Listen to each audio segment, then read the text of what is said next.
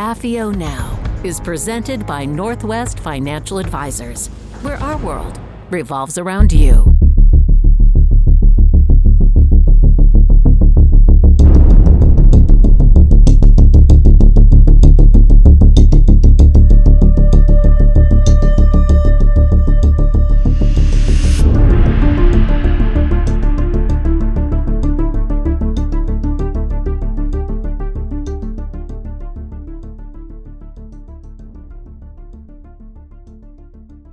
Hello, everyone. This is Jim Hughes with AFIO. We are a program of recorded interviews with former U.S. intelligence officers and those who write about them. And today I have a couple of very interesting guests. Joining me as co-host and the actual interviewer is Paul Hollingsworth. Paul retired as a senior executive officer from CIA after 27 years of service in both analysis and operations. He had 3 overseas tours and did rotational assignments at both FBI and NSC.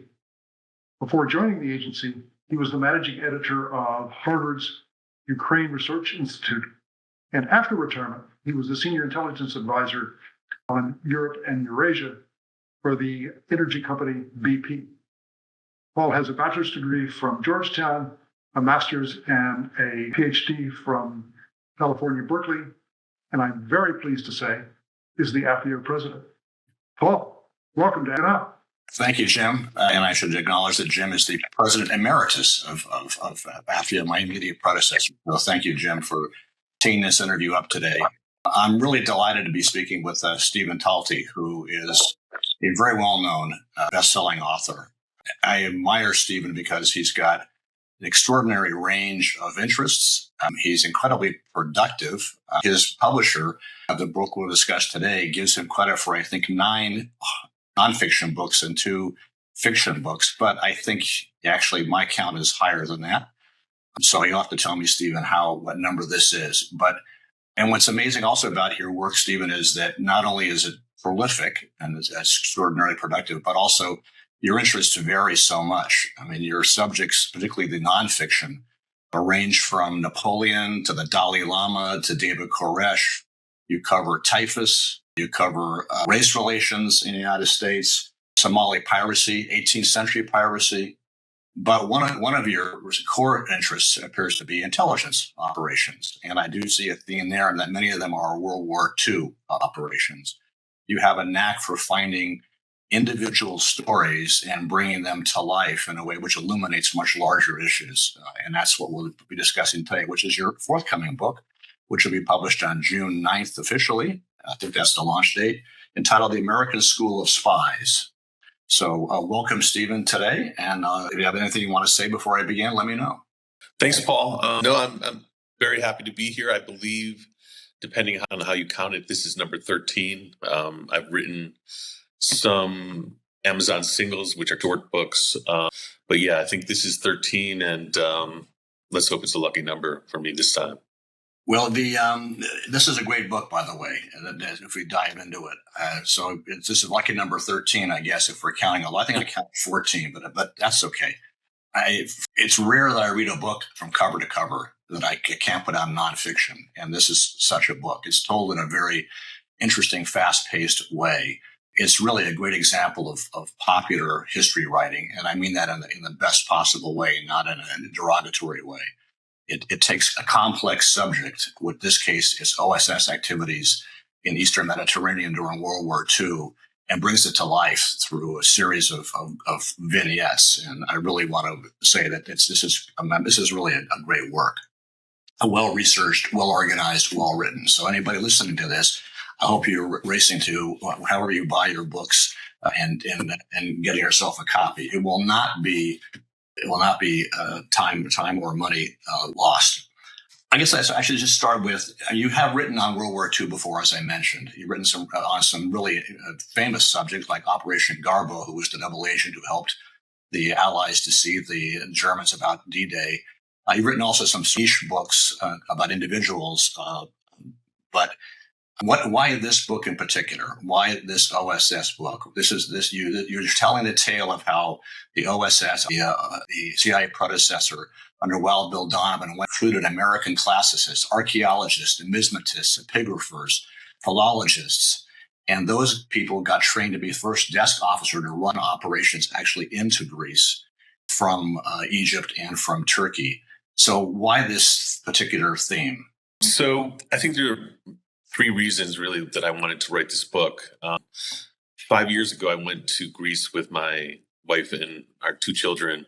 We did Mykonos and Athens, and I hadn't been before. And what really struck me were two things. In Athens, I saw like a lot of graffiti on the walls that were either from the right or from the left, but they talked about anti-Americanism, they talked about imperialism, and it just seemed that these issues that had really come to the front during World War II were still a living thing in Greek culture. That the conflicts and the sort of struggles of 50 years ago were still playing a part in the society. So that interested me. And also something I talk about in the book, the Greeks have a special relationship to their antiquities. When you go to France, you go to the Louvre. You go to other countries, you go to their main museums to see great works of art. But in Greece or in Athens, if you turn a corner on the way to a bakery, you might just run into a great piece of sculpture or a great rotunda or something like that. It's very much an organic part of Greek people's lives. They still hold plays in the old amphitheaters, their concerts, and they speak of it differently. I mentioned in the book that back in the 40s, that even then Greeks believed that there were spirits trapped inside, the relics. There were spirits of their ancestors, that these were actually living things that could be offended and needed to be worshipped. So I found that fascinating that people still have this relationship with artworks. And then moving into the OSS aspect of it, you're right, I've written about World War II espionage before, and especially in World War II, there are a lot of fish out of water stories in intelligence work. You mentioned Agent Garbo. Before he became a great spy, he was a hotel manager, and he had failed in several other careers. He was really a nobody. Agent Cicero is in this book, Turkish agent who could have played a huge role during D-Day. He was a manservant. So there were a lot of people who took on new roles and sort of reinvented themselves for the job. And I found that the idea of classicists and archaeologists who deal in history that's so far removed from something like World War II just have these qualities that seem so to espionage work. They're somewhat timorous. They have their heads buried in books. They're not great with dealing with other people. And I was just interested to see how that would play out in the field and in this very important espionage work that was going on. Yeah, the book really has three parts, and it opens and closes with the part you just mentioned. That when the Italians in fall 1940 attacked, got pushed back, and then the Germans came in spring 41, the Greeks were at pains to try to preserve their cultural heritage. And you open with a couple of great scenes of them jackhammering up the floors of museums to be able to bury their stuff. I don't think they intended to hide them forever from the Germans, but you talk about the reverence with which they put these things in the ground, and both as archaeologists and they wanted to preserve them, but also they wanted to show them respect. And so then the method at the end of the book, spoiler alert, I mean, they do everybody's back. They almost as lovingly excavate out their own buried artifacts, which is fascinating, front and back of the book. I want to ask you a little bit about how you wrote the book, because I mentioned before that this is popular history.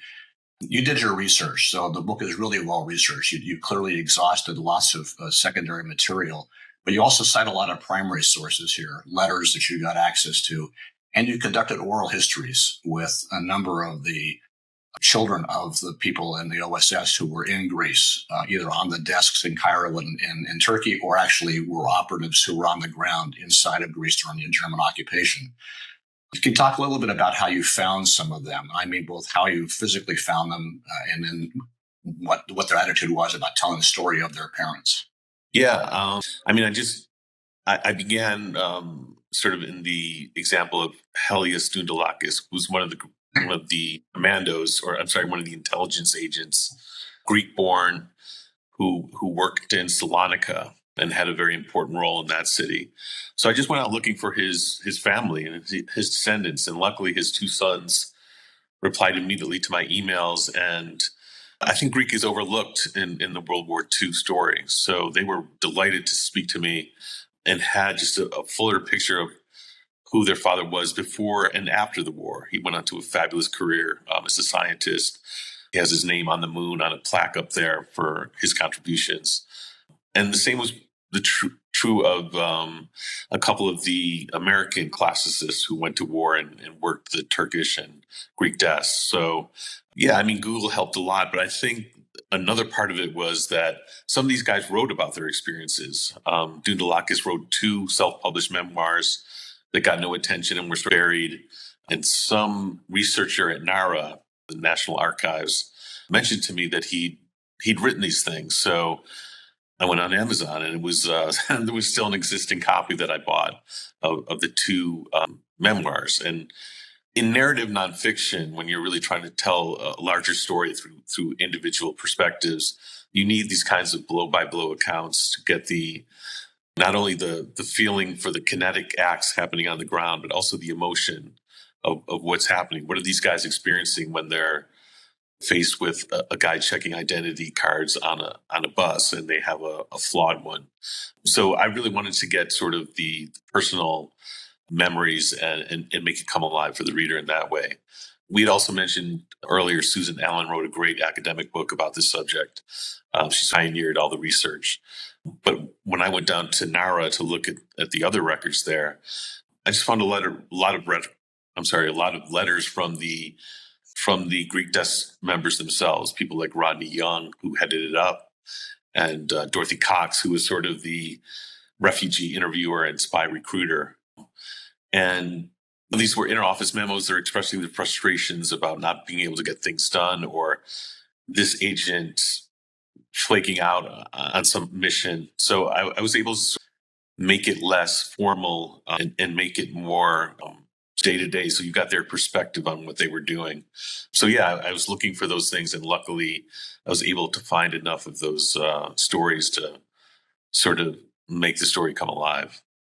Yeah, I'm going to come back to Dundalakis at the end of the interview because that chapter, you have 2 chapters on him when he was in Thessaloniki, where he has extraordinary intelligence success, and it will haunt him, I'm sure, the rest of his life. So I like to talk about that because that's a rare example where you succeed and you don't feel like you won. Right. A terrible moment, something he had to do.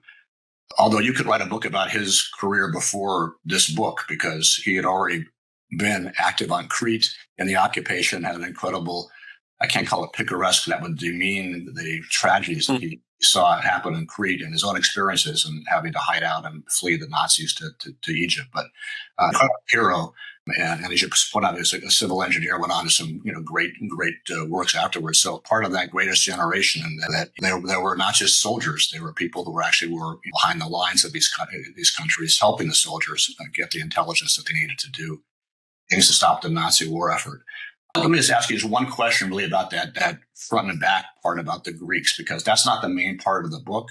That's not the heart and soul of the book, but it's an important framing because these archaeologists that Donovan went after, they had this affinity for Greece because they had the same reverence towards wanting to preserve that cultural heritage as the Greeks did. They were sort of adopted Greeks. Most of us know this sort of issue, either things like Raiders of the Lost Ark, Nazis trying to find Ark of the Covenant, or maybe the book and movie The Monuments Men, but that's about trying to either recover art which has already been stolen, but I think in the book you try to point out that the Nazis had a particular obsession with Greece. There was a reason why they particularly wanted to prove a connection between Germany modern and Greece ancient. Can you talk about that for a second before we move on to the actual OSS folks? Sure. This had existed long before the war started. Hitler and all of his lieutenants, pretty much down to a man, were obsessed with ancient Greece and the art there that came out of there. And I think there's several reasons for this. Hitler and the others really believed that they lived in a polluted era. Even Germany had been sort of disfigured and changed by what they saw as the foreign elements of either the Bolsheviks or Jewish artists, Jewish culture. And they were always looking for a return to a pure source. They just didn't experience Germany in World War I as anything close to the society they wanted to live in. And for Hitler being an artist himself, a bad one, but he always adored the art of ancient Greece, the statues, the frescoes, the relics that we see in photos. And for him, it represented not only beauty, but martial strength.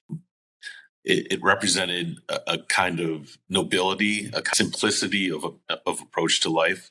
It's sort of the source code for what he believed civilization should look like.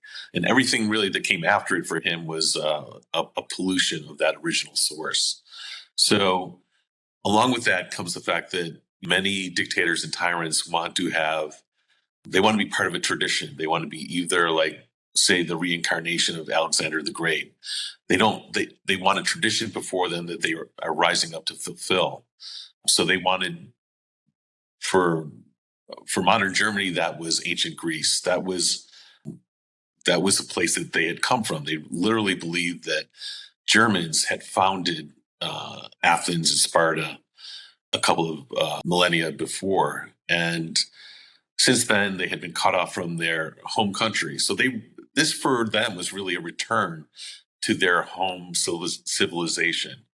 And that's the beginnings of what became many splendid things for the Germans. Not only was it this pure civilization, but it was also racially correct. These people were not intermingled with other races. They were simple Aryans. So they wanted to return to that.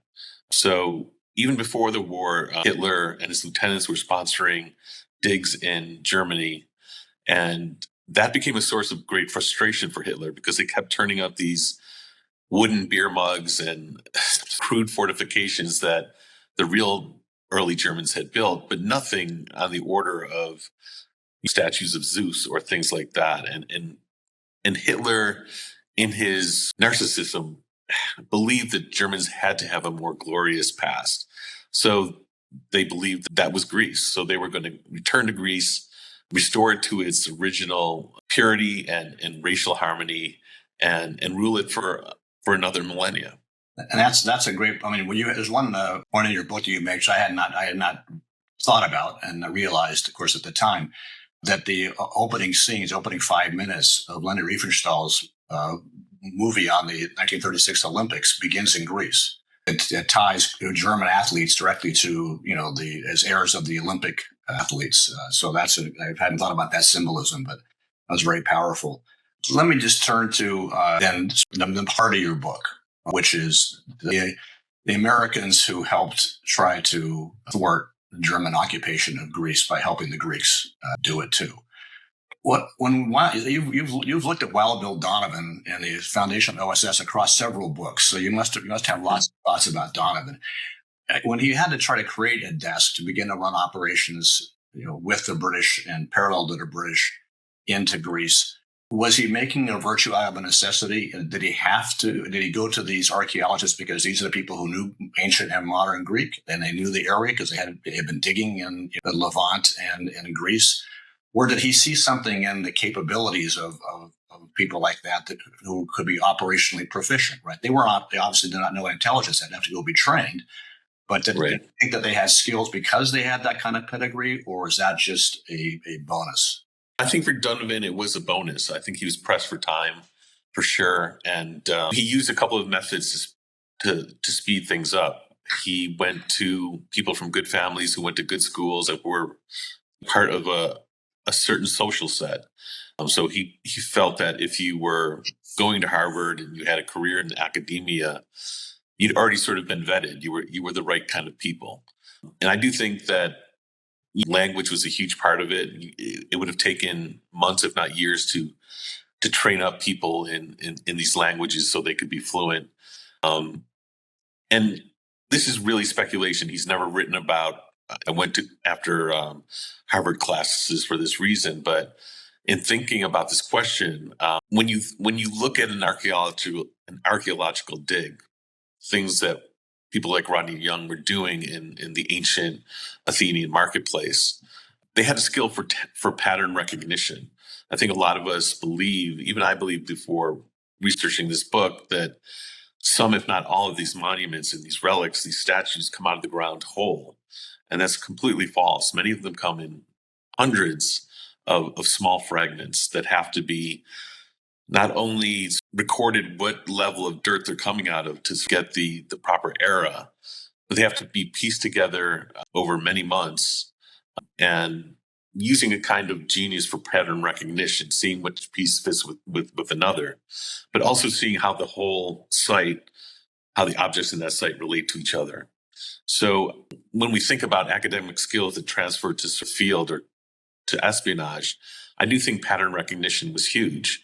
This is something that Dorothy Cox, who was the main recruiter and interrogator of refugees coming out of Greece, she was briefing them for information. And she had many pieces of a puzzle that had to be fit together. And I do think her long experience in archaeological digs helped her. And the other thing is, when you're working on these digs, you're working with a lot of ordinary Greeks. You're not working with other academics, the guys who are digging the soil and bringing the baskets up. They're common people. And these were many of her sources during World War II, coming out of Greece with stories of where the Germans were, what units were in what part of Greece. And she had to not only be able to speak to these guys and get them to relax and trust her, she had to know who was lying and who was telling the truth. And I do think that ground level experience in Greece, where she really got to know all kinds of Greeks, really helped her in the field. So I don't think Donovan was thinking of that. He was thinking of a certain kind of individual who was quick on their feet and bright enough to survive and could speak the language. But I do think he got those skills when he recruited this certain set of people. Yeah, I'd love to sit down with you someday with Jim and others, and when we could talk about this. But I think archaeologists, epigraphers, and numismatists, these people who had to do this kind of field work, they would make good intelligence officers, particularly desk officers, which is what the most people are hired for. I mean, they have to work in teams. They work with multiple disciplines. They have to work through other people to get things done, and they have an incredible attention to detail. I did archaeology in graduate school, and it only lasted a year. They didn't have the patience for digging down 10 centimeters in a 3-meter square area and then cataloging, sketching, photographing, and then doing it again as you go down a site. That takes incredible patience and a real ability to focus and not lose the narrative thread of your site. So I think that he got a bonus, I think, with these people. I think that's why they were so successful at the desk. One thing I wanted to ask about the people who were the desk officers. So although some of them did see combat, Rodney Young had been wounded in the Italian attack before he actually joined the OSS. Did you see any place in the memoirs about their life, their psychological life after the war? Did you see sort of the PTSD issues that we saw in, let's say, the actors and directors from Hollywood who went to the war zone and even just made movies, but still came away quite traumatized, although some of the actors and directors actually saw combat too. But do you see any lingering psychological challenges there that they had after the war, or they just resume a quiet life in the ivory tower? Most of them did go back to archaeology. It was their first love, and they missed their time away. There were a range of post-war effects. I mentioned Dorothy Cox, the leading female member of this team. She really came apart during the war. She was hearing these stories of mass burials, mass deaths in Greece, speaking one-to-one with these refugees coming out. And it really played havoc with her life. Her hair fell out. Her hands began shaking. I feel that she felt a great deal of guilt because Greece was not the priority of the American government in this war. And there was a limited amount of resource and material that was going to be, dedicated to this theater. So she had to tell people, no, we're not coming to save you. And Greeks really thought of America at the time as the new Greece. This was the democracy like the one of Athens. And it was a very powerful follow-up to ancient Greece. So she was dealing with people one-on-one. It really aged her terribly, and she almost didn't make it out of the war. She almost had to be sent home just for rest. And then there was someone like Rodney Young, who was he wasn't dealing one-on-one with people being affected by the war. He didn't get those horror stories personally. But I do think the stress, he showed it later in life. He became a pretty hard drinker. I heard a lot of anecdotes about this when I was interviewing his colleagues and stuff. He was a classic member of the silent generation. He didn't really talk about the war, but you could see that his behavior changed as far as alcohol. And then you had people like Jerome Sperling, who was a classicist from Wisconsin and was working in Turkey. And he took the idea of playing a spy. He almost studied for it like he was going to play something in the Hollywood film. Gave himself nicknames, got the trench coat, got the gemmed up rings, and he distanced himself from the action that way. So there were different approaches. I do think they all felt after the war they spoke about it a lot in their letters, and they stayed together. They really spoke to each other a lot after the war. I do think that one thing that helped is that they had a personal connection to Greece. And it wasn't just an abstract ideal of freedom they were fighting for. They were fighting for people they knew and institutions they knew, like the American School in Athens. So I do think that gave them a clear sense of purpose and a very tight group of people that they were working with, that there was a certain camaraderie there. So there was definitely PTSD. Some people handled it better than others, but I do think they were proud of what they achieved in Greece. Yeah, well, one thing that comes across clearly in your book is they were undertrained, right? I mean, it's building a spy agency from scratch, and these people had maybe a month to learn an incredibly complex profession, right? And then risk other people's lives using that tradecraft, which must have been quite difficult to handle at times.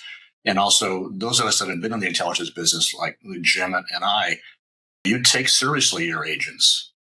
What happens to them matters to you, and you never don't think about them, even if you're 1,000, 2,000, 5,000 miles away. And so I imagine how hard it was to be in Istanbul or Ankara or Cairo, knowing that you're communicating by wireless radio with people who are risking their lives and would be shot on sight. And I want to turn to them now, because I think that's the most interesting, not the most interesting part of the book, but I think the most affecting part of the book is what you'd expect. I mean, the job of this Greek desk was not to do operations themselves. It was to enable other people to do operations. And they recruited Greek Americans and others to go into Greece and do extraordinary things. And one thing you mentioned in the book, which I think Americans don't understand, is Greece was a terrible war zone. The German reprisals for partisan raids were savage. I lived in Greece for 3 years, and there's monuments all over the country to totally destroyed villages. So they would come in and just shoot 400 people. Also, the Germans starved Greece for 2 winters, and the number of people who died of starvation was in the tens of thousands, as well as, of course, all the Jews were taken away to Auschwitz. So I read before, I don't know if you want to vouch for it, that Greece suffered the highest number of per capita deaths of any country in World War II, even more than the Soviet Union. Yeah, I saw that per capita they did. So we sent people into that and said, blend in.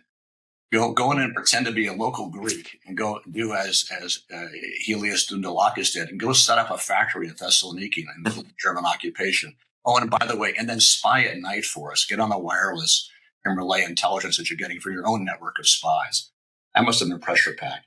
So to talk a little bit about those people, the people that were, charged with infiltrating Greece and right under the Nazis and passing as Greeks to other Greeks as well as to the German authorities. Right. Yeah, I was fascinated by the story of what they call the Greek Battalion, who are these Greek American kids, really like 18 and 19-year-olds who were taken from Greek neighborhoods in like Chicago and LA, got excellent training, and then sent back to really save the homeland. And a lot of these guys, they were very on the ground. They were living in villages. The villagers were helping them. They were up in the mountains. And so they heard all these stories of mass killings, people being put into churches and lit on fire, people machine gun, kids. And they were greatly affected by it. There's one guy, John Generis, who felt so strongly about it that towards the end of his life, he told his children he didn't want to be buried in America. He wanted to be shipped back to Greece and buried next to one of the sites of those mass graves. So I do think that what helped them was they were very much heroes in their own communities. Greek Americans were discriminated against in the 40s. And just the terrible stories of being denied jobs, being turned away from apartments, it definitely happened. So when they went back, this was the Greeks' chance to really prove that they were patriotic Americans. And they were an incredibly happy combat unit. They had an esprit de corps that was envied, by every other commander they came across. So I do think that what they saw was fairly horrible. They were lucky in that they ran hit and run operations. They weren't going up against the Germans like face to face. A lot of what they did is targeted a railway junction, set up a dynamite device, wait for a train to come by and blow it up, and then have a brief engagement with the troops on board, and then melt back into the darkness. They weren't designed to go head to head with the Germans. So I do think the atrocities that they heard about and they saw were balanced out by the incredible love and enthusiasm that the Greek villagers showed them. They were helped in so many ways by native Greeks who came out of the woodwork to supply them with food and information. And a lot of them had really great memories of that part of it. But I'm sure the PTSD was there. I didn't hear a lot of stories from the memoirs they wrote or from their relatives. But I do think if you can imagine being sent home to rescue Ireland or rescue Poland from invaders and occupiers, that would be a special kind of mission. And I think these guys had that psychological advantage. Yeah, I think it's important for people who want to understand this period to look at your book to understand that we had two aims in Greece, right? And we were trying to help the resistance to undermine Nazi occupation and weaken their military capabilities there. But the desk in Cairo was interested in intelligence that would be actionable elsewhere, right? They wanted intelligence from agencies guys could recruit in Greece proper, right? Because the people who work with the saboteurs, with the partisan groups, the people who actually then were just conventional, trying to recruit people, right? And to report on things to help target the oil fields in Ploiești in Romania, for example, right? To degrade news of German troop movements and figure out ways, as you said, to degrade that or to take on a train. And that all comes together in that one. There's those two chapters where you talk about Helios Doudalakis and this incredible moment where he gets actionable intelligence. He finds out that the Germans are going to evacuate a big troop convoy out of Thessaloniki by train. Right. He gets that intelligence through the sources he's recruited.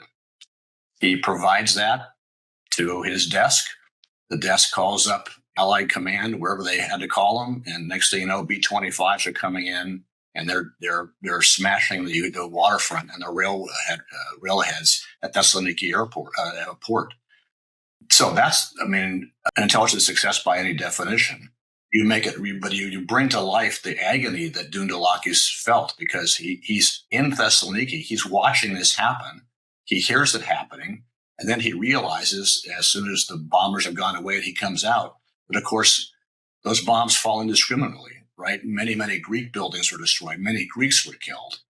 Right. So yes, they destroyed an entire convoy of German soldiers heading back up to a different front out of Greece, but he knows that came at a huge cost. And so he doesn't feel the victory that many of us would think, oh God, a great intelligence success. Right? And that's a great vignette in your book. I don't know if that's vivid from his children told you that, or that's what he wrote himself, but that's some great writing there, which really, I think, draws together everything about the book. The desk, the intelligence, the challenges, the psychological trauma. Thanks. That's one of my favorite sections of the book as well.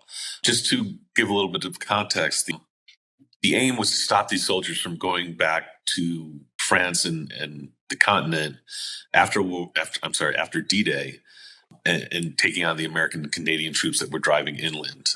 The Allies wanted to either delay or stop these soldiers from joining the resistance of that meat grind, what became a meat grinder in 1944 and early 1945.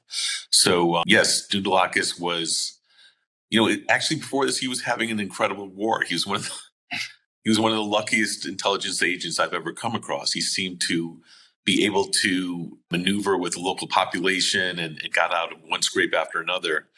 He had plenty of money to spend. He had girlfriends left and right. So it was kind of an adventure until this moment. He got this information from a source whose niece was actually going to meet one of the departing soldiers who she'd fallen in love with, who was also just an admirer, an amateur archaeologist. And she told her uncle about he's leaving X day at X time, and there are thousands of soldiers going with him. And so Dundalakis, as you said, sends this back to his handlers, and they rev up a very large attack from the air on this port. And yes, these are not guided bombs. They were dropping unguided bombs, and they hit the ships. They hit the troops who were gathered there, but they also hit local businesses. And Dundalakis, he sees the planes. He's on a roof trying to see where they're coming from. He runs down to the port.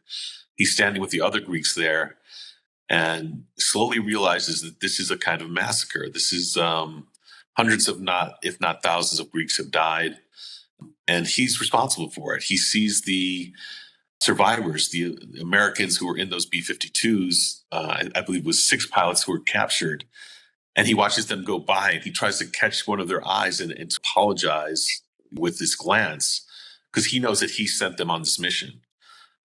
And he dealt with this in a couple of ways. First of all, he said that if we hadn't stopped them here, guys like me would have been fighting them in France and been dying because of these German soldiers fighting them. So I saved some American guys in France, and that helped him. But he was really almost clinically depressed about this, because it had been a beautiful war for him before that. He'd done great intelligence work, but he didn't have to see the results. And this is just one of the aspects of espionage that are really tough when you see the product of your intel and it's dead bodies, innocent and enemy alike. So I agree. It's one of those scenes that I look forward to sort of drive home the impact of what spies do. It's not just clean and efficient work. It's going to end up in bloody scenes like this, no matter what. And Dundalakis really came face to face with that. You'll, of necessity, I think, deal with a lot of the aftermath. You do talk about, after the Germans left, the role of Rodney Young and others in trying to set up a post-war intelligence plan.